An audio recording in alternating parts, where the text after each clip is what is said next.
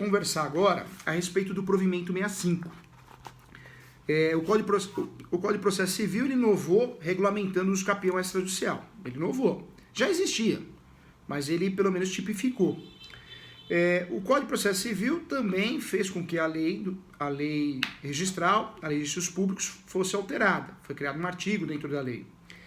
Mas no primeiro momento, o uso capião extrajudicial, já sabemos que hoje, ainda hoje, com tudo que nós temos de legislação, depende muito do registrador. O registrador, se ele for a cabeça aberta, menos conservador, ele faz.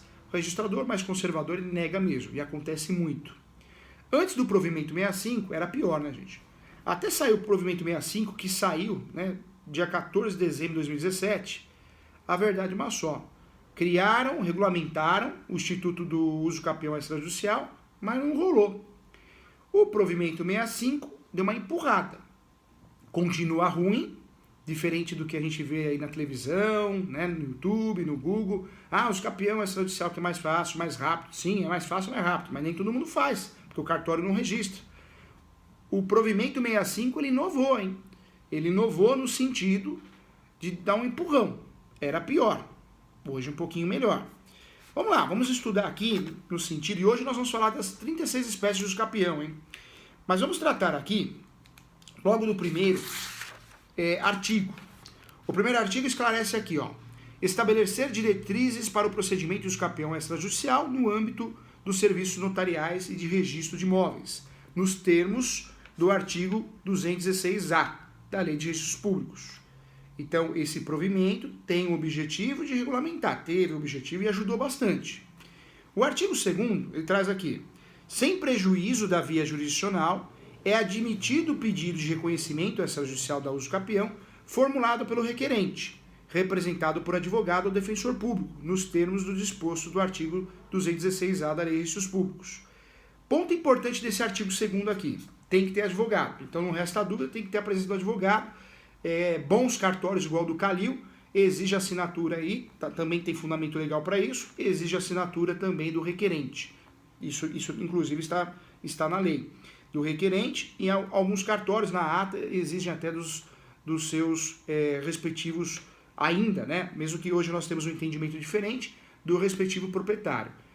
Apesar de hoje não ser mais um entendimento. E também complica muito, né? Porque nem sempre o proprietário vai assinar a ata ou uma planta penal descritiva, porque o proprietário nem sabe que está no nome dele. Então, é algo que tivemos uma alteração fundamental para o andamento desse uso capião, mas existe ainda alguns cartórios que tem de fato continuam exigindo isso.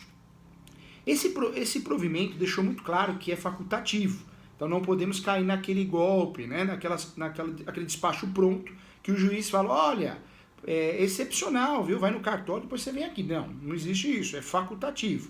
Já criamos uma cartilha juntos aqui, das situações que devem ser analisadas antes de eu levar para o cartório. Primeira, se é litigioso, né, se tem litígio, não levo para o cartório, não é extrajudicial. Tenho que analisar a documentação, os documentos, as provas, percebendo a fragilidade, também não é caso de levar para o cartório. Eu preciso usar o Poder Judiciário, mesmo porque algumas provas... o ideal não é provar a posse com audiência de instrução e julgamento. O ideal não é provar o animus domini com audiência de instrução e julgamento. Mas é uma artimanha que nós temos. É um jeitinho, né? Quando o cliente não nos entrega a prova concreta, a prova bem desenvolvida da posse e também do animus domini, talvez a opção no uso capião judicial seja realmente pedir uma audiência, um agendamento de uma audiência de instrução e julgamento. Por quê? Porque essa audiência de instrução e julgamento nós podemos apresentar as provas orais, não é muito comum na ação de uso capião, o comum é prova documental, mas quando existe uma situação de fragilidade dessas provas documentais, nós podemos usufruir sim, pedir uma audiência de instrução e julgamento, para que de fato o judiciário, através do depoimento pessoal das partes e testemunhas, possa fazer mais prova, para que a instrução probatória fique melhor. E acontece. Quantos clientes nos procuram, não tem conta de água no seu nome, não tem conta de energia no seu nome, não tem o tributo no seu nome, seja de IPT ou ITR, ou seja, não tem nada. Tem algumas cartas, algumas comunicações que chegam, multa de trânsito, mas poucos documentos fazem com que o uso capião entre numa linha de risco. Então, quando você percebe essa situação, você não leva para o cartório, vai para o judiciário e solicita o agendamento de uma audiência de instrução e julgamento, porque essa audiência você vai tentar salvar o uso capião. Você vai criar provas orais. Então a pergunta é, professor, cabe audiência de instrução e julgamento em sede de ação uso capião? Cabe. Não é comum, porque o judiciário decide com base em documentos palpáveis, todos os documentos escritos, provas em sentido estrito, são todos documentos palpáveis, inspeção judicial do juiz, que não é muito comum ocorrer, principalmente a perícia, que é uma prova documental, muito. O perito hoje ele faz o papel do fofoqueiro, ele que vai atrás da informação para verificar se o requerente do uso capião, o autor do uso capião, os autores realmente possuem a posse, animus domini, posse exclusiva, se cumpre a função social da propriedade, é ele que vai atrás dessas informações e leva ao Poder Judiciário. Então a prova pericial, que é uma prova sim, documental, ela é necessária no uso capião, o pedido do uso capião tem que ter aí o pedido de perícia, porque é uma das provas centrais do uso capião, se tornou de alguns anos para cá. A ata notarial também tem ajudado muito. Tivemos um caso no escritório, onde o cliente não tinha contas de consumo no seu nome, não tinha o IPTU no seu nome. O que ele tinha era um boletim de ocorrência, algumas notas fiscais, é o que tinha. Se eu falar para você que eram 8 documentos ali, acho que é muito. Então não dá para trabalhar com uma ação de uso capião, porque essa ação de uso capião só com base nessas provas, nós entramos numa linha de risco, numa zona de risco. Então nós pedimos o agendamento de uma audiência de instrução e julgamento, o juiz autorizou, deferiu o pedido, porque tenho certeza que também percebeu a fragilidade dos documentos, as poucas provas utilizadas, porque não tinha. Então, o que aconteceu? Na audiência de instrução e julgamento, nós usamos as testemunhas, algumas testemunhas, o depoimento pessoal das partes, e também, para fortalecer esse processo, que realmente as provas eram poucas, nós usamos a ata notarial, né, a ata declaratória, para poder reforçar o processo. Não é todo o tabelião que faz também esse tipo de ata, né? O Calil já falou que faz. Ata que menciona o nome posse, ata de declaração de posse. Ou seja, para dar uma turbinada no uso capião ruim de prova, não tem outra opção. Ou você faz ata notarial, né? O seu cliente vai fazer várias atas notariais, ou uma só, e pedir a audiência de instrução e julgamento. Então a resposta é, no uso capião, nós não é comum na ação de uso capião a audiência de instrução e julgamento. Como também não é comum a audiência de conciliação e mediação. É muito difícil ter. E por quê? Porque nós só vamos ter essa audiência se alguém pedir e se o processo se tornar litigioso. Enquanto o processo não se tornar litigioso, né, porque ele nasce consensual e pode morrer consensual, não há que se falar em audiência de conciliação e mediação. Não há que se falar porque não tem por que ter. Não tem lógica. É incompatível, inclusive. E o mesmo acontece com o uso capião no pedido de audiência de instrução e julgamento. Eu só vou pedir e provavelmente só vai ser deferida o agendamento dessa audiência quando o judiciário perceber que o autor da ação, os autores, não possuem muitos documentos para provar a posse e também o animus domini. Não digo a posse mansa pacífica, porque nós já sabemos que a posse mansa pacífica é provada facilmente. Basta solicitar a certidão de distribuidor cível, que eu consigo provar em nome dos autores do capião e em nome do último proprietário, que eu consigo provar se um processou o outro. A posse deixa de ser mansa e pacífica quando existe processo. Ação possessória tira a posse mansa e pacífica. Possessória que eu falo na sua amplitude, né? Todas elas. Manutenção, reintegração e interdito proibitório. E as ações petitórias também, como reivindicatória, emissão da posse. Tira o ânimos a posse mansa e pacífica, mas não quer dizer também que vai perder a ação, porque muitos juízes, a jurisprudência e até alguns desembargadores possuem entendimento que esse requisito é um requisito que não é totalmente obrigatório. Seria mais necessário provar a posse exclusiva do que propriamente a posse mansa e pacífica, porque a posse mansa e pacífica não tiraria o direito de regularizar o imóvel, entendimentos diferentes. Então, de fato, nós precisamos tomar cuidado em relação a essas situações para que a gente consiga ter êxito na ação de uso capião. Volto aqui no uso capião administrativo, né, como é chamado, que é o nome correto, não é o nome correto. Nós já falamos aqui que administrativo é um outro uso capião, é extrajudicial. A assinatura do advogado, então, obrigatória, essa assinatura. Pena que o a advogada, muitas vezes não conhece o procedimento, acaba deixando de aprender, pega a documentação, entrega na mão do tabelião, o tabelião faz a ata, já faz o requerimento. É realmente um procedimento diferente, que nós precisamos não só assinar, mas ler, acompanhar, né, dar o primeiro parecer, nós conversamos sobre isso aqui. Então, o provimento 65, ele trouxe de fato uma nova visão sobre o uso capião. Tá meio travado sim, igual o Rogério falou, nosso defensor público aqui, nosso síndico aqui. Tá meio travado, meio não, inteiro, né? Mas se não fosse o provimento 65, certamente estaria pior, hein? Estaria pior. Vamos lá, mais alguns apontamentos ainda do artigo 2, hein? Então, no artigo 2, no inciso 1, aparece aqui: o procedimento que trata o caput poderá abranger a prioridade e demais direitos reais passíveis de uso capião. Interessante, porque fala em direito real, mas nós não podemos, por enquanto, usar o uso capião extrajudicial para bens móveis, uma judiação. Uma judiação porque seria muito rápido, muito sério. O inciso 2 também fala, será facultado aos interessados a opção pela via judicial. Facultado quer dizer facultativo, ou pela via extrajudicial, podendo ser solicitada a qualquer momento a suspensão do procedimento pelo prazo de 30 dias, ou a desistência da via judicial. Olha só, gente, uma vez eu vi, o professor gosta muito de estudar, de ver o que aparece de novo. Eu vi um artigo assim, advogado, desse jeito o artigo. Advogado, não perca tempo.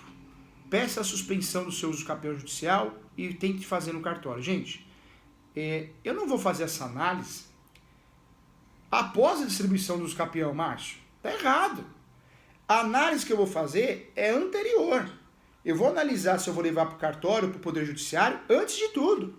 Depois que eu levei para o Judiciário, é sinal que não dá para fazer no cartório. Advogado, essa é uma pegadinha. Essa é o pulo do gato. Que pulo do gato que é esse? Eu tenho uma ação de uso capião em andamento, que provavelmente eu já fiz análise, que era a melhor opção. Nós criamos aqui o checklist. Tem litígio, foge do cartório. Documentação ruim, fraca, foge do cartório, porque talvez eu tenha que pedir até uma audiência de instrução de julgamento. Cartório não faz. Então, o estudo de localidade e competência, vou fugir do cartório. Se não faz, eu vou tentar fazer algo que o registrador não registra. Vou esperar ele morrer, né, para assumir outro cartorário, agora eu vou tentar. Não, eu tenho que resolver.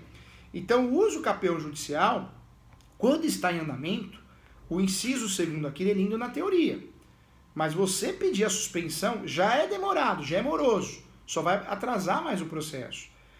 Pedir a suspensão só demonstra que você não fez uma análise prévia. Então, diferentemente do que eu já vi em artigos e até em alguns vídeos no YouTube, também é uma outra orientação absurda. Porque você, quando decidiu fazer o uso capião judicial, é porque você optou pela forma, pelo procedimento mais correto naquela situação adequada. Então, você vai pegar e vai pedir a suspensão para atrasar o processo. Então, e outra coisa, a suspensão, gente, ela é por 30 dias. Legal, lindo, né? Mas nós sabemos que a hora que você peticiona para pedir a suspensão por 30 dias do processo de uso capião, da ação de uso capião, até você ter a resposta, coloca mais 30, se não for mais.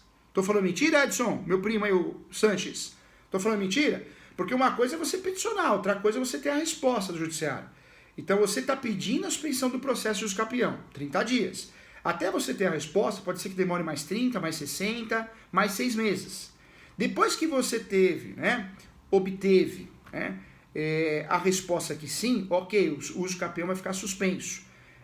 Você vai tentar, tudo bem, fazer no cartório. Percebeu que não dá para resolver lá. Aí você vai pedir o quê? Olha, juiz, passou já os 30 dias, eu vou voltar a utilizar o procedimento judicial. Só que para você peticionar e para você ter a resposta, você coloca mais 30 dias ou 6 meses. Então, afirmar que, advogado, isso aqui é o pulo do gato, você pode pedir a suspensão, é uma afirmativa absurda. Por quê? Você pode gerar um prejuízo ao seu cliente, um prejuízo para você de mais de 12 meses. Um verdadeiro atraso superior a 1 ano. Então, cuidado. O inciso 2 do artigo 2º é um inciso que ele é lindo na teoria, né? Olha que bonito, né? Mundo de Bob, eu posso pedir a suspensão, juiz, vou desistir aqui e vou fazer no cartório. Mas na prática não é assim. Na prática não é assim, porque essa suspensão mal pedida, mal elaborada, mal analisada, ela vai fazer com que o seu cliente tenha um atraso de no mínimo 1 ano. Então, cuidado. Você vai distribuir o uso capião para ficar em dúvida se é ou não é o melhor procedimento, para ficar em dúvida se eu vou ou não vou fazer no cartório, você me desculpa, isso tem que ser feito antes. Nós estudamos aqui de forma focada na prática, a intenção é não viajar na maionese, porque é o nosso nome que está em jogo. Então, muito lindo esse inciso, mas na prática não funciona. Quando você optou em fazer a ação judicial de usucapião, você já fez uma análise prévia. Você viu que no cartório não é a melhor opção, o extrajudicial administrativo. E aí, com o judicial em andamento, você vai ficar pedindo suspensão, você vai ficar pedindo extinção, só demonstra que você não sabe o que está fazendo, demonstra a sua insegurança. E não é isso que a nossa turma de pós tem, porque aqui nós estamos estudando a prática com base na jurisprudência para ter segurança. E a vida andar, entregar resultado, que hoje a advocacia se tornou um serviço de resultado, assim como o serviço registral, né, Calil? Não adianta fazer uma ata que não vai dar em nada. Você viu o Calil falando? O Calil falando, olha, eu orientei o sujeito, a advogada, falei, olha, não posso fazer essa ata que você não vai conseguir registrar. Mesmo assim ela quis fazer. Aí ele foi e fez a ata, lavrou a ata, mas aí quem assumiu a responsabilidade foi a advogada, porque ele deixou muito claro que não vai funcionar, que não vai gerar efeitos. E hoje tudo se tornou algo de resultado, né? Ninguém quer ficar filosofando, é resultado. Então, o inciso 2º do artigo 2, ele é lindo, mas na prática, cuidado, hein? Vai achar que isso aqui vai te ajudar, não, vai te atrapalhar, porque 30 dias é o prazo que você pode pedir a suspensão, mas até você ter o deferimento disso, demora muito mais. Você sabe que quando você peticiona, quanto tempo demora para você ter a resposta? O judiciário é assim, fazer o quê? É a realidade, é a vida como ela é. E você sabe que depois que passou 30 dias, não vai sair um despacho automático. Doutora Dora, muito obrigado por ter pedido a suspensão de 30 dias. Hoje estamos no 31º dia, né? Passou a suspensão de 30 dias, agora eu quero saber se vai continuar ou não. Não, o processo fica parado. Você pediu a suspensão, nada acontece. Alguns cartórios sim movimentam muito bem, outros não. Se você ficar 1 ano pensando o que vai fazer, 2 anos, vai ficar parado. Então isso aqui, gente, não é para que possamos usar a favor do cliente. Isso aqui pode ser uma pegadinha contra a nossa advocacia, contra a regularização do imóvel. Fala, Sônia. Mas a opção do extrajudicial, ele surgiu recente, né? Em 2015, salvo engano. Então, não tem, assim, tem exceções, porque, por exemplo, se um usucapião foi distribuído há 7 anos atrás, judicialmente, porque você não tinha opção, então você fez, mesmo que teria a opção de fazer via cartório, na época não permitia. Se migrar para o extrajudicial sem pedir suspensão, nada disso, tem alguma penalidade ou não? Sônia, parabéns pela pergunta, viu? Inteligente. É exatamente aí que eu queria chegar. Para as novas ações de usucapião, para as novas demandas de usucapião, não há nem que pensar nesse inciso. Artigo 2, inciso 2. Inciso 2º. Não há nem que pensar. Para os processos antigos que a Sônia está falando, o que nós vamos fazer? Como o sistema não vai proibir, o sistema, né, que eu falo de legislação, então se você tem um processo de usucapião que está durando já 5 anos, 6 anos, né, que veio, né, que foi distribuído, a demanda foi feita antes do provimento 65 e antes até do Código de Processo Civil atual, e tem, né, gente, tem os usucapiões de 15 anos aí em andamento, 12 anos. Qual que é a saída nossa? Tenta verificar no cartório, aí segue aquela linha. Tem litígio? Não, não tem. Documento? Não, documento tá show, inclusive tá separadinho, porque já tem uma ação em andamento, show. Foi no cartório, ligou, mandou e-mail, né, verificou a competência do cartório e verificou que o cartório faz o registro. Legal. Deixa o processo correndo. Não tem nada de pedir suspensão, não. Isso é ilusão, mundo de Bob. Não tem nada de pedir desistência. Vai no cartório. Cartório, você faz o registro de usucapião? Claro, isso tem que acontecer. O Brasil tem que andar. Muito obrigado, substituto. Muito obrigado, oficial. Vai no tabelião, faz a ata. Pega aqueles documentos que já estão separadinhos, bonitinhos no processo, né? Junta. Legal, a ata está pronta? Faz o requerimento. Faz o requerimento. A hora que você perceber e tiver a certeza que o requerimento vai ser deferido, aí sim, né, ou até espera, até melhor, mais correto, você peticiona no usucapião. Excelentíssimo senhor doutor juiz de direito, venho requerer da Tavena a extinção do processo, em virtude que já foi solucionado no cartório. Eu fiz isso aqui umas 15 vezes, deu muito certo.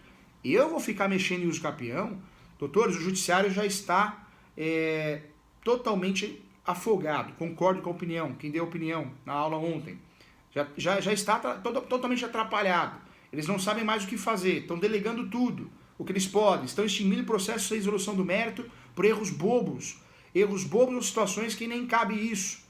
E você ainda vai ficar peticionando, brincando de ficar peticionando, suspende, não suspende, suspende, não suspende. Não brinca não. Faz a sua parte. Se você enxergou naquele escapião em andamento que existe uma alternativa de fazer extrajudicial e o seu escapião está em andamento, não tem nada de ficar pedindo suspensão, não.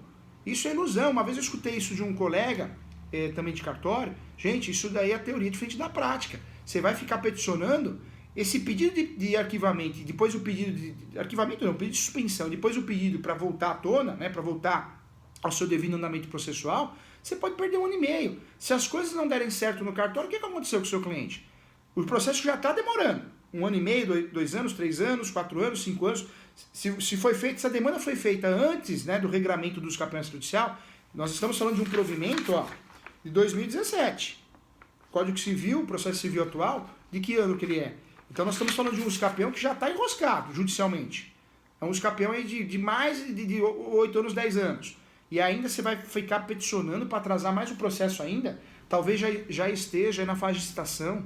Talvez já esteja na fase de perícia, que é a fase final do escapião. Você vai atrasar todo um procedimento porque você vai arriscar no cartório. Desculpa, lindo na teoria, na prática não funciona, viu, Sônia? Com todo respeito, todo carinho, porque você sabe que eu quero o teu bem. Né? E a teoria é muito diferente da prática e ela nos induz a erro todo o tempo. Né?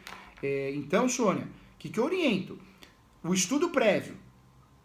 Se você fez o estudo prévio após a legislação que criou, que regulamentou o escapião extrajudicial, quando você optou no judicial não tem mais volta. Não tem mais volta. Se você assumiu a demanda, né, ou já tem uma demanda antes dessa regulamentação no escapião extrajudicial, você não vai ficar pedindo suspensão de processo. Ah, mas tem um fundamento. Tem, mas não vamos usar, não somos bobo. Nós vamos fazer o quê? Nós vamos tentar fazer os devidos andamentos no cartório, tentar verificar a possibilidade de êxito do requerimento e vamos fazer. Se a gente sentir firmeza, sentir que cabe, vamos fazer. Mas lá, no Poder Judiciário, se eu conseguir no extrajudicial, a única coisa que eu vou fazer no Judiciário é falar muito obrigado, pode extinguir o processo que já foi resolvido. Agora, brincar com suspensão, gente, nós vivemos... Não, eu não tenho nenhum caso. Eu tive um extrajudicial lá em Santa Catarina, deu certo, mas assim, eu fiquei com dúvida em relação ao pedido de suspensão ou não, se surgir um caso, mas hoje eu não tenho nenhum. Entendi, Sônia. Mas você entendeu, Sônia? Como a teoria é diferente da prática? Porque aqui dá a entender, parece que tudo é muito rápido, né? Que o sistema é rápido, que o judiciário é célere.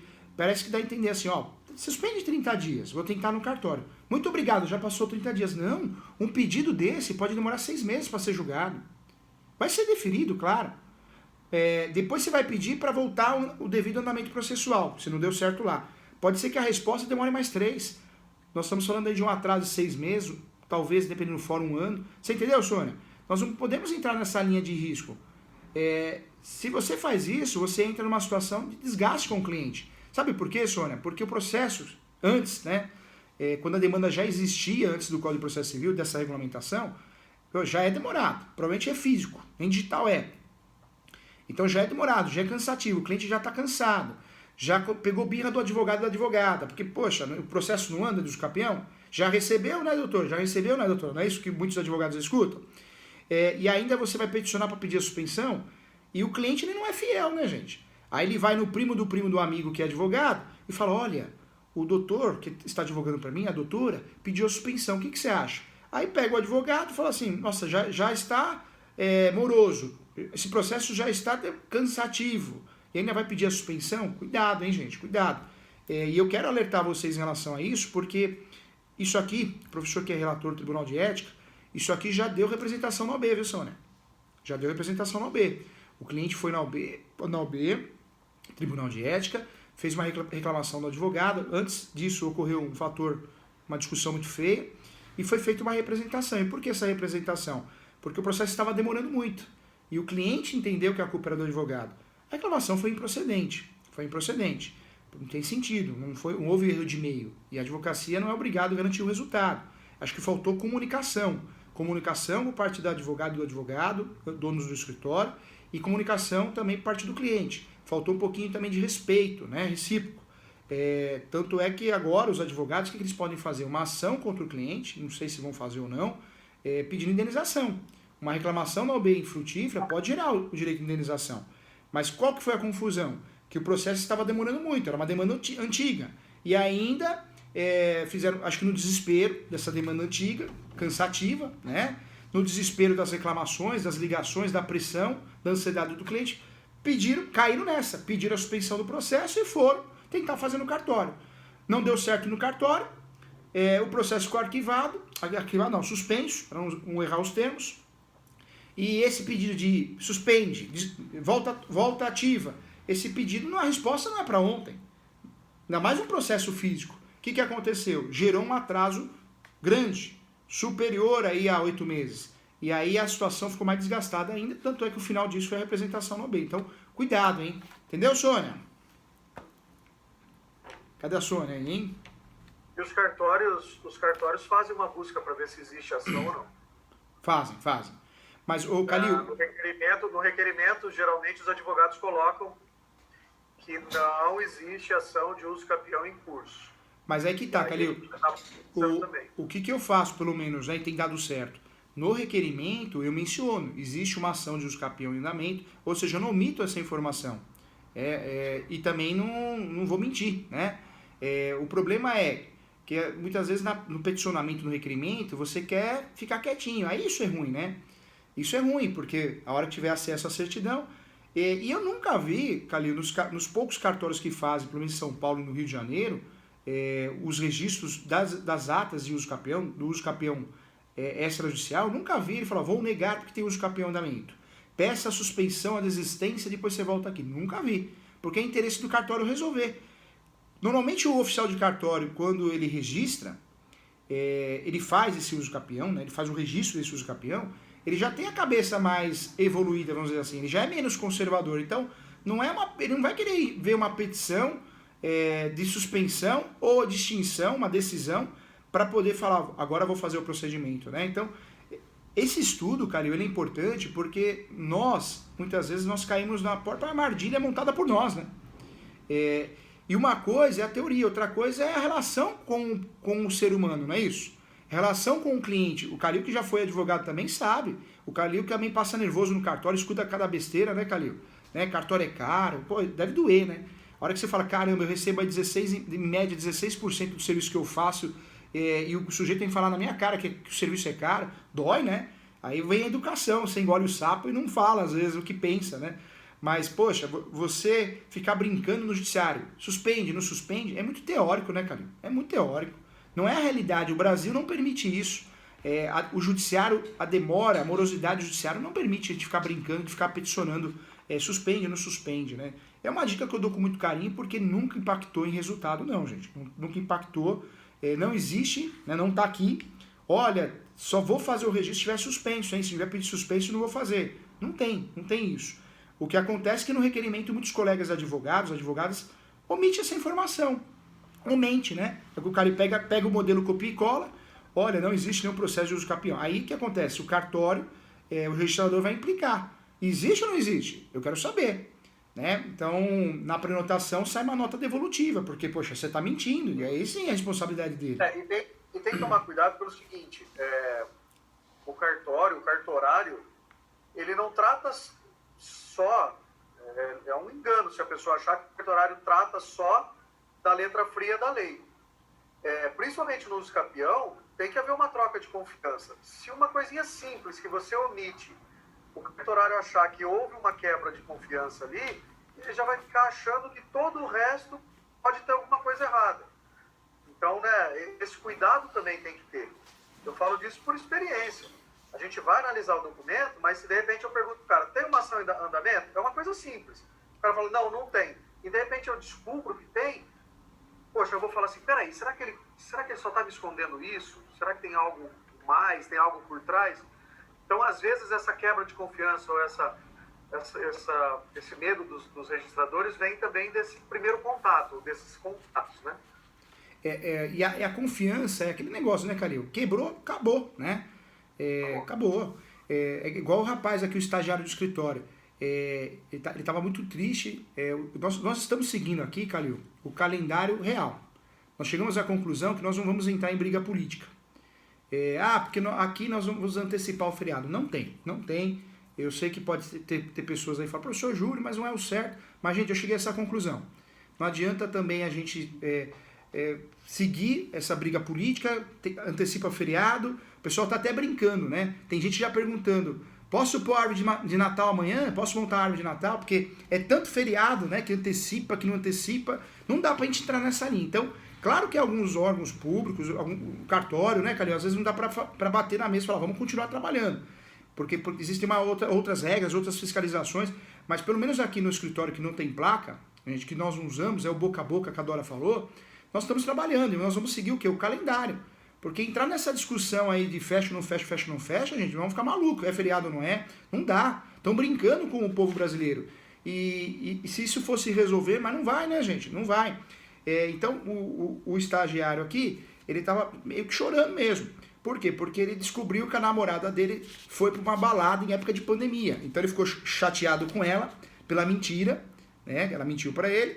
E depois da pandemia, ele falou, não tem juízo, né?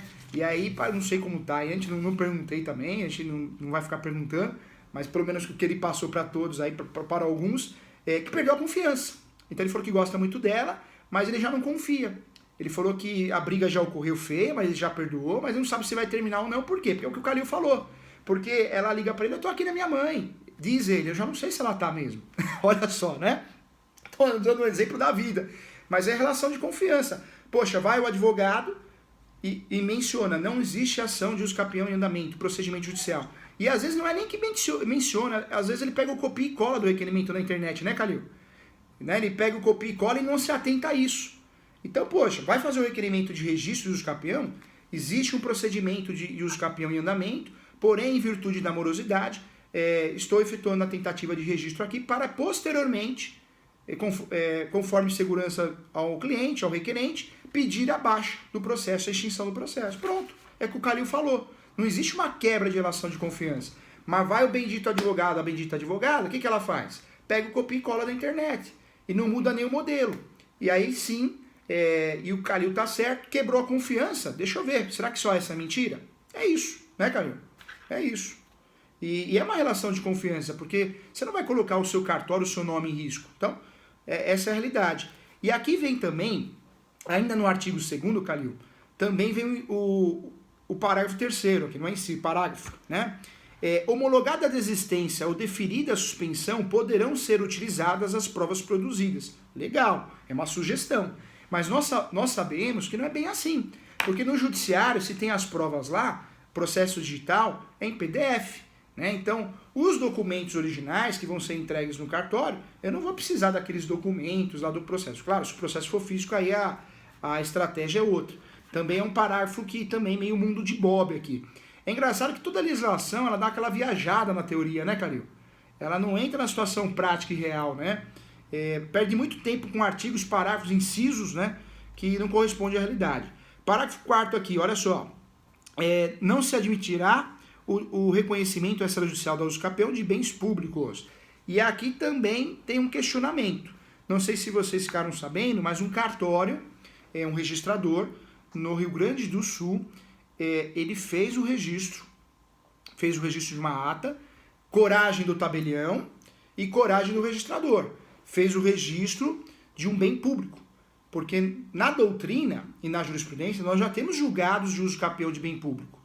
O bem público ele tem várias classificações. Ele pode ser de uso comum de todos, a praia, a rua, a calçada. Pode ser um bem público de finalidade específica, então uma escola, uma prefeitura, uma autarquia. E pode ser um bem público dominical, dominial. O bem público dominical, dominial, que mais existe no Brasil. Você quer ver quem tem bem público dominical é a União. A União tem imóvel para todo lado, jogado às traças, abandonado.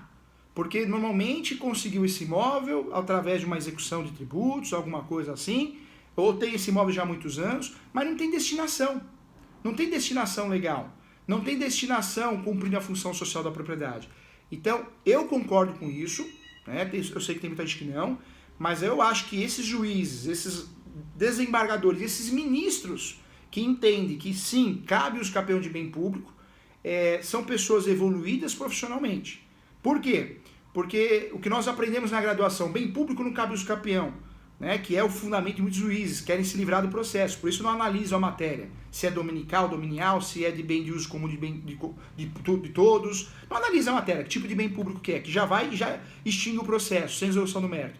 Na verdade, esses juízes, o que eles querem fazer? Se livrar do processo, porque já existe uma discussão forte nesse sentido, que cabe o uso capião de bem público, dependendo do bem público, se for dominical, dominial, e prova disso também é julgados, que nós temos vários, aí no estado também eu pesquisei e achei, de imóveis sociais. Os imóveis sociais, quem entrava com uma ação de uso capião, ingressava, perdia. Hoje não. De 10 anos para cá, nós temos muitas ações procedentes de imóveis sociais, CDHU. Tanto é que está cheio de jurisprudência de CDHU em São Paulo aí também, de pessoas que ingressaram com a ação de uso capião e ganharam ação. Isso é prova que existe uma mudança de pensamento. Não só doutrinária, mas começa cada vez mais a ser jurisprudencial também.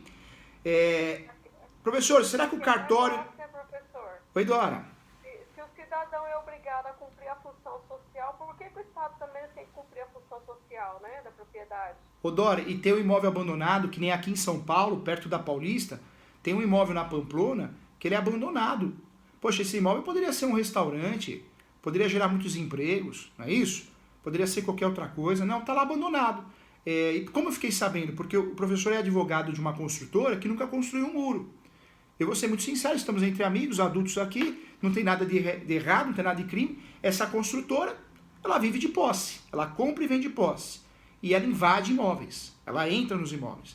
Professor, que horror, e você trabalha para eles? Não vou julgar. Eu faço a minha parte, judicial, parecer jurídico. O que eles fazem, eu não vou julgar. Eu acho que a gente não pode entrar nessa linha. Pelo menos eu penso assim, eu não vou fazer nada ilícito, nada ilegal, nenhum documento falso. Mas quando eles me procuram querendo regularizar o imóvel com base na verdade, ou um contrato de cessão de direitos possessórios, eu faço. Nunca construíram uma parede. Faturaram milhões e milhões antes da pandemia, porque eles compram posse, vendem posse, saúde. E o pior, né? Eles possuem um pessoal que fica de olho nos imóveis abandonados, levanta a certidão, Calil, de propriedade, depois tenta verificar se o proprietário está morto e se tem herdeiros. Se perceber que o proprietário está morto, né, e não tem herdeiros, entra para dentro. Nós sabemos que nós temos o crime de esbulho possessório, mas esse crime é horrível, é mal tipificado. Esse crime só é crime se pegar na hora entrando, quebrando o cadeado. Depois que entrou, não tem mais crime. Não existe mais a tipificação de esbulho possessório. Aí vai para a linha civil. Na linha civil, se não tem proprietário, se a União, se o Estado, o município não está dando conta do que tem, você acha que aquela teoria que nós aprendemos na graduação, né, Calil? O imóvel, se não tem herdeiro, fica para o Estado, União. Eles nem querem. Tem tanto imóvel que eles falam, não quero não, isso é dor de cabeça, pode ficar para você, meu filho. Invade alguém aí, alguém vai invadir, né? Mais ou menos assim. Então, nós temos que enxergar isso também. Essa construtora pega lá o chaveiro deles, de dia, não fazem à noite para chamar atenção, pum, entra.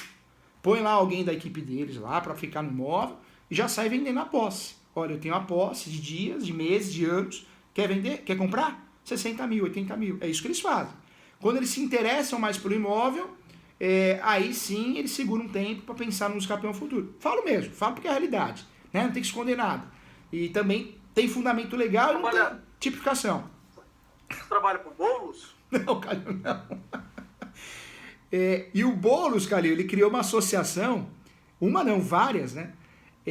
Onde você vê como o sujeito é inteligente. Não compartilho da ideia dele, não tenho amizade, não tenho contato, mas ele criou o limbo possessório. Hoje, quem é associado das associações a qual ele pertence, qual que é a orientação dele e do jurídico dele? Alega o limbo possessório. Você não tem registro, você não tem a posse há anos, o que você quer fazer possessória? Mas, o Calil, ele está usando a jurisprudência atualizada. Ele está usando o princípio da função social da propriedade, né? Apesar da gente não concordar com invasões, também não concordo, não julgo, mas não concordo, é real, né? É real. Em época de pandemia, quantos imóveis estão sendo invadidos? Eu estou com um caso aqui que eu sou advogado do proprietário. Gente, um apartamento foi invadido. Um apartamento. Como que o cara conseguiu entrar lá? Pela garagem? Não dá para entender. Entrou a família e eu estou com uma ação de reivindicatória para tirar, para devolver para o proprietário. Eu sou advogado do proprietário. Então, as invasões só vão aumentar em época de pandemia, hein, gente? Não tem dinheiro para pagar aluguel, a pessoa invade. E cá entre nós, o que tem de imóvel abandonado, hein? E aí eu sei que tem também, porque Mato Grosso, né? Nós temos várias regiões antigas. E os herdeiros vão embora para outro estado, para outro país e abandona mesmo. O sujeito se deu super bem na Europa, Estados Unidos, em outro estado, ele larga o imóvel, né? Não tem amor. Professor, Fala, Calil. aqui tem muita fazenda. Agora, eu não sei se no registro de imóveis ela sabia de alguma, mas a gente observa que tem muitas fazendas.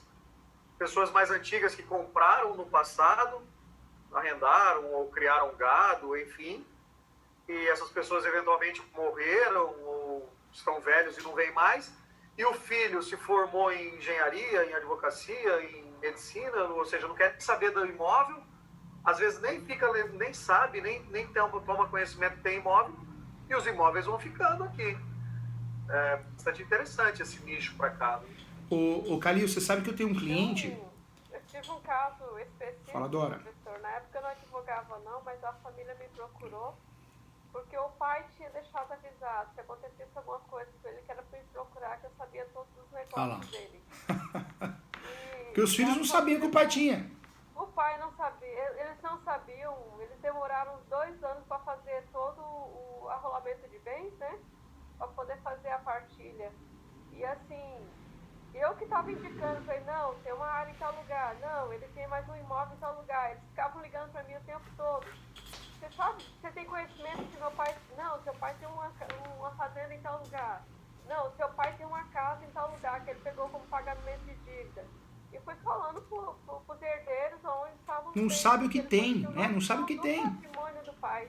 E é um assunto real, e é um assunto importante, porque não dá para fechar os olhos em relação a isso. Né? Tem muitos imóveis abandonados. E quem enxerga esse mercado, né? E eu, para ser sincero, não julgo, mas não teria coragem de fazer isso. Poxa, contratar uma equipe para ficar olhando se tem imóvel abandonado. Mas tem gente que faz.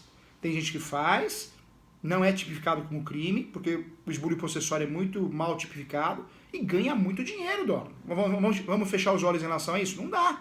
Só não enxerga quem não quer. Alguns viraram invasores profissionais e outros só querem exercer o direito de moradia, não tem condições de pagar aluguel, invade o imóvel.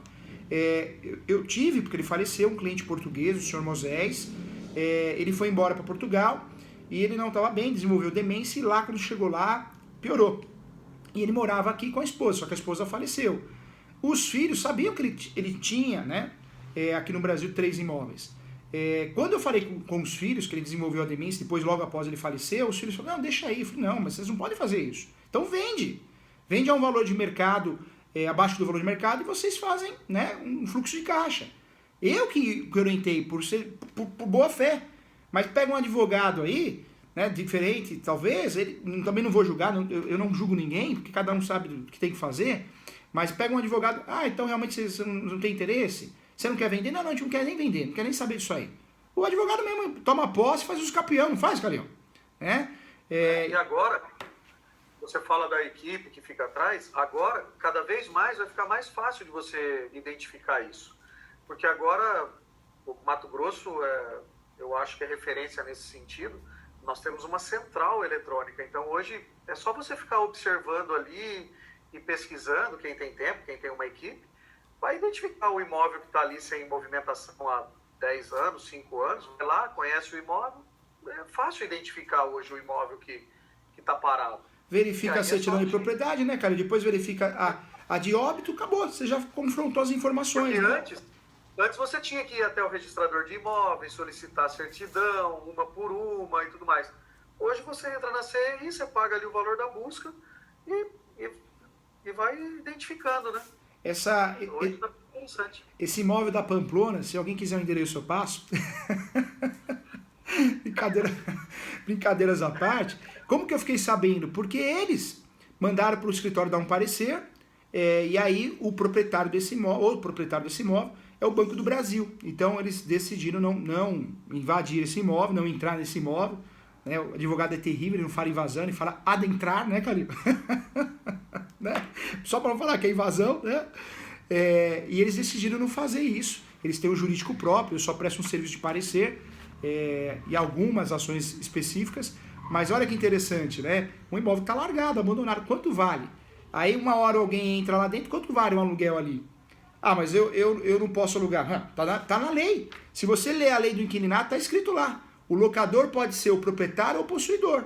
Então, quem entrar naquele imóvel vai fazer algumas benfeitorias, vai assumir a posse e depois ele pode alugar.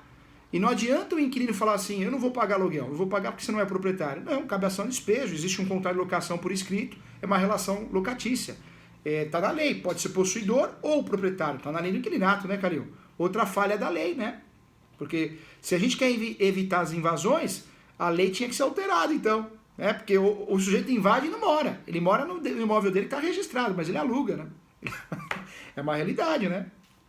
É uma realidade. E faturaram, antes da pandemia, mais de 7 milhões e meio, Calil.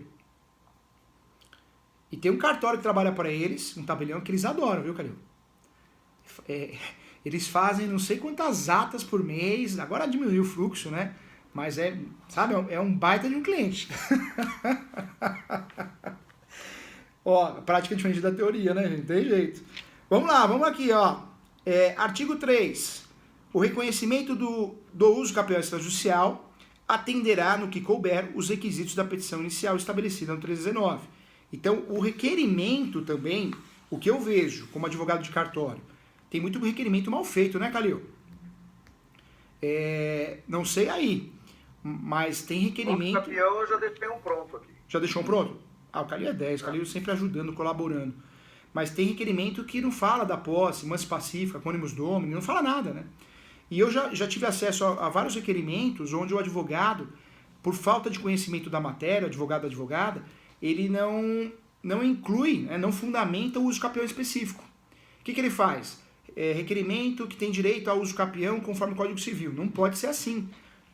Está escrito aqui, né? Inclusive está no inciso, agora sim, inciso 1, abaixo aqui do artigo 3º, eu preciso obrigatoriamente apontar, está escrito aqui, ó, a modalidade de uso capião requerida e a sua base legal ou constitucional. Um apontamento importante aqui. Então, não existe pedido de uso capião genérico e nem requerimento de uso capião genérico. Eu preciso apontar o uso capião específico, artigo, lei.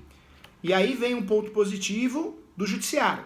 O judiciário, eu posso usar o uso capião típico, aquele que tem lei, aquele que tem artigo, e no judiciário eu posso usar o uso capião atípico. O que é o uso capião atípico? O doutrinário e jurisprudencial. Nós temos vários no Brasil. Então, no Poder Judiciário, se eu quiser arriscar, se eu quiser tentar, eu posso usar um uso capião que não tem artigo, não tem lei em lugar nenhum. Mas existe um entendimento doutrinário e jurisprudencial. No uso capião no cartório, não dá para fazer isso. Porque no uso capião no cartório, o extrajudicial, eu preciso apontar, está escrito aqui, a sua base legal. Então, já é uma situação onde eu abro mão das espécies de uso capião totalmente doutrinárias e jurisprudenciais. Aqui eu tenho que usar um fundamento legal. Então, um ponto importante aqui. Depois aparece aqui a origem e as características da posse, a existência de edificações, benfeitorias ou de qualquer outra acessão do imóvel uso capiendo, com referência às respectivas datas da ocorrência. Qualificação, nome, estado civil, todos os possuidores anteriores, tempo da posse. Nós temos uma discussão em relação ao tempo da posse que eu queria tratar com vocês aqui antes do nosso almoço. Nós sabemos que no Brasil, depois fala, professor, é o país dos invasores. É mesmo. É mesmo, e um dos donos dessa construtora é um canadense, o Hassan, não estou falando o nome dele completo, então não tem problema. Esse investidor em posse, ele tem o costume de falar em reuniões, falando assim, o brasileiro é bobo, não conhece suas leis. E ele está certo, não está errado. Porque se tem um país que incentiva a invasão, é o nosso. Princípio da função social da propriedade. A lei do inquilinato permite que o possuidor possa alugar. Permitimos aqui no Brasil a soma de posse. A soma de posse é algo real. Não enxerga quem não quer. Está muito bem pacificado, tem doutrina, tem jurisprudência, tem até base legal. Eu posso... Grosso modo... Fala, Calil. Grosso modo, a teoria do princípio da função social da propriedade, ela é para legitimar a invasão. Ah lá. Pronto, Calil falou tudo. O intuito dela não é atingir o princípio social. Agora, talvez com a REURB, sim. Mas lá atrás, era só uma teoria para legitimar as invasões. Verdade, verdade. É o grande fundamento, né? E aí, Calil, nós temos um país que de 36 espécies de uso capião, 12 vão permitir a soma de posse. 12. Ajuda mais ainda. A soma de posse pode ser a posse. Como que funciona a transmissão da posse? Ela pode ser originária, então eu posso receber a posse do meu pai, da minha mãe, do meu avô, da minha avó. Isso acontece muito. E ela pode ser derivada. A derivada, ela pode ser através de doação, ela pode ser através de compra e venda. Como que eu compro a posse e vendo? Nós até estudamos isso, batemos um papo sobre isso, através da seção de direitos possessórios e afins, feita por instrumento particular e por alguns tabeliões, como o Calil que assume, né, Calil? Tem coragem porque conhece do assunto, faz mesmo, tem que fazer, eu apoio, eu acho que é o correto, só não faz quem tem muito receio. Escritura pública de seção de direitos possessórios e afins. Eu posso, através da escritura pública de seção de direitos possessórios ou afins, ou um contrato particular, que tem uma cláusula dentro desse contrato, soma de posse, eu posso sim, e isso eu acho um absurdo, o direito argentino critica muito o nosso em relação a isso, mas é a realidade, é o que nós vivemos, só não tem como não enxergar isso. Eu posso fazer uso capião com um dia de posse. Eu compro a posse do Rogério, o Rogério me vende a posse dele. 15 anos de posse. Eu faço uma sessão de direitos possessórios particular ou pública, se o Calil aceitar fazer. Nesse contrato público-particular é mencionado que o Rogério tem a posse há mais de 15 anos. Eu pego esse contrato, no dia seguinte eu distribuo uma ação de uso capião no meu nome. E eu falo assim, ô juiz, eu posso fazer isso, hein? Eu estou usando o actium possessione. Eu estou utilizando a posse, a forma de adquirir posse originária. Ou melhor, derivada, não originária, derivada. Eu posso, hein, juiz?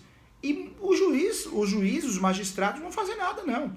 Não existe extinção do processo sem redução do mérito. O processo vai andar. A única dor de cabeça que eu posso ter em relação a isso é o que é escrito no enunciado 494, não 92. 92 fala que a posse é sui generis. O enunciado 494 da 5ª Jornada de Direito Civil, ele esclareceu, que é algo que gera um entendimento pacificado, que quem usa a soma de posse, a tese de soma de posse, para efeitos de escapião, para efeitos de ações possessórias, para efeitos de qualquer coisa, assume os vícios. Mas, Calil, brincadeira também não assumir o vício, né? Aí eu vou começar a invadir, vou parar tudo aqui, gente, vamos montar uma associação, vamos sair invadindo. Porque se nem isso, né, se mudar isso aí, acabou. Aí já é o país da invasão, aí acabou. Aí é melhor invadir mesmo, vamos parar de trabalhar, vamos parar de fazer o que a gente faz. Porque, pelo menos isso, né? O que diz então o enunciado 494 da 5ª Jornada de Direito Civil? Quem usa a soma de posse, em qualquer situação, realmente vai assumir os vícios daquele que você está utilizando a soma de posse. Então eu faço uso capião no meu nome, não é todas as espécies, são 12 aí, dentro de 36 espécies. Eu faço uso capião no meu nome, mas o tempo todo eu tento provar a posse do Rogério. Excelência, sou autor da ação de uso capião, mas o Rogério, ele tem a posse sim conforme as declarações de vizinho. O Rogério tem a posse há 15 anos conforme a ata notarial.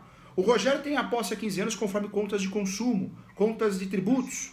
Ou seja, eu ganho uma ação de uso capião, onde eu só tenho a posse há um dia. Ao fim do uso capião, talvez 3 anos, 5 anos, 6 anos, mas eu iniciei o processo de uso capião com apenas um dia. Isso é possível no Brasil. O grande problema disso, que eu assumo os vícios da posse do Rogério. Então vamos dizer que no processo alguém se habilite e fale, o Rogério tem a posse há 15 anos, mas juiz, ele mentiu. Ele mentiu porque, na verdade, ele tem a posse há 15 anos, mas 5 anos é comodato. E 5 anos é locação. Eu que me habilitei no processo de capião, eu emprestei para o Rogério 5 anos. O Rogério passou no concurso da defensoria, né, mudou a situação financeira dele, então eu falei, não, Rogério, agora é você que vai me ajudar. Agora você vai pagar aluguel. E ele ficou 5 anos lá. Né? Então, ele tem só 10 anos de posse. E desses 10 anos, 5 anos é comodato e 5 anos é locação.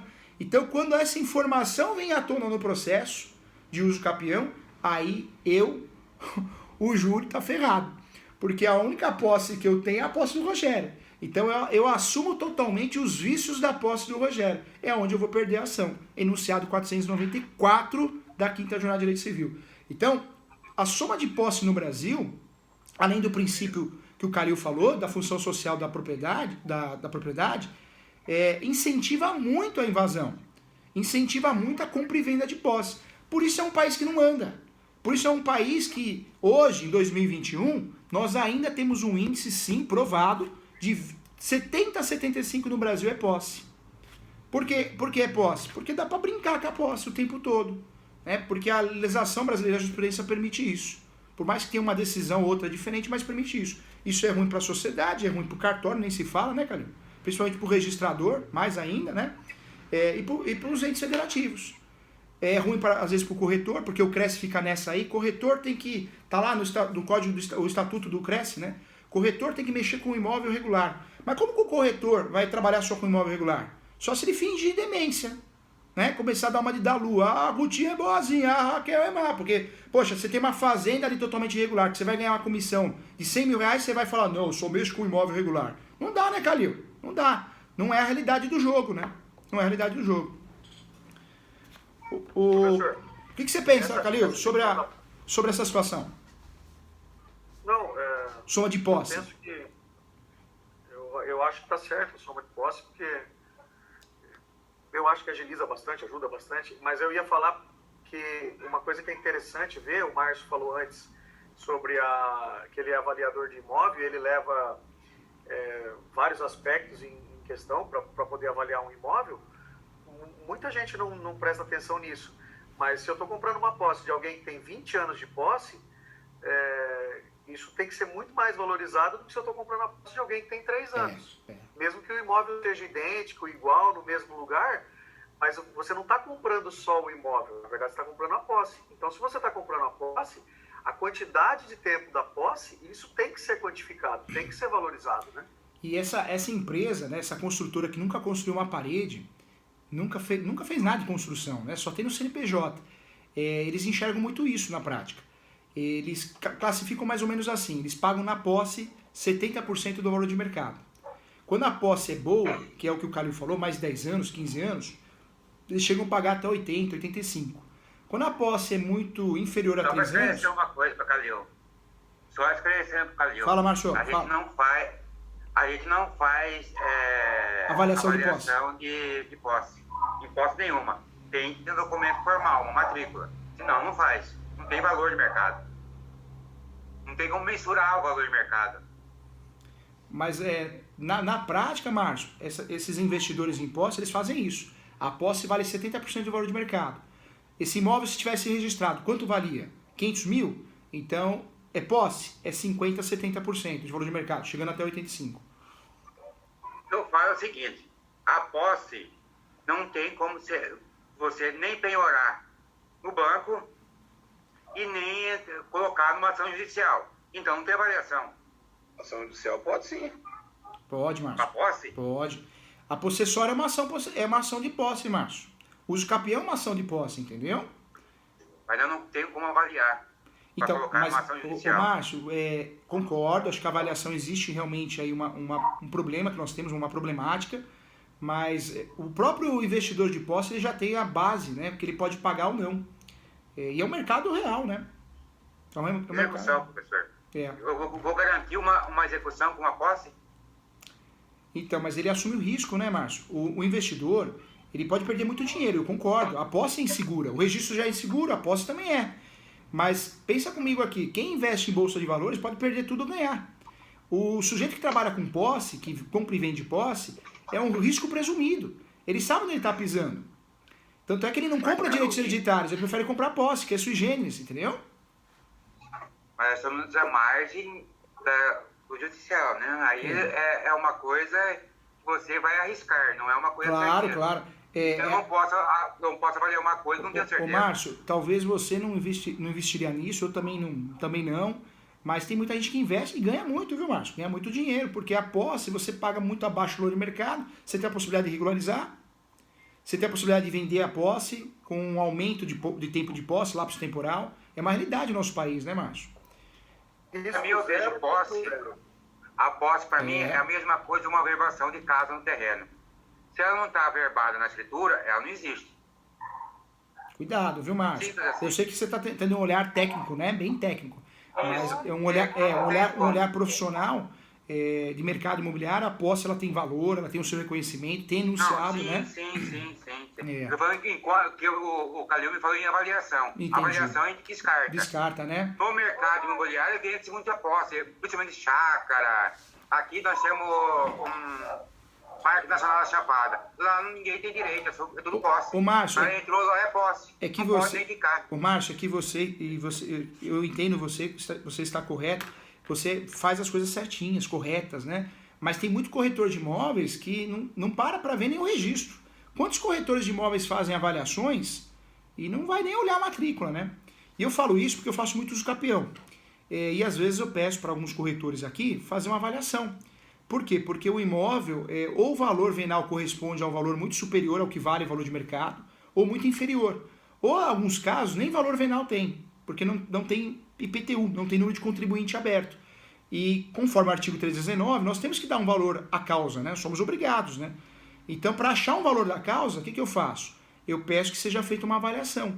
E a maioria dos corretores não olha a matrícula, não olha nada, faz a avaliação, né? Com base no valor de mercado. E isso é feito, acontece porque o processo precisa andar. A gente precisa ter um valor de alçada. E você chutar um valor de R$1.000, um salário mínimo, não cola, né? Normalmente não dá certo. Então, a saída é essa. Mas aí vai um agrimensor e mede, né? Se tiver a aula de posse com o Durval, ele vai ver a posse com outros olhos. Verdade.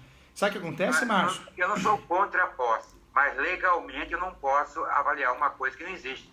Ô, Márcio... É um direito que se vai tornar real. Eu não tenho ele como real. Não é um direito real a posse.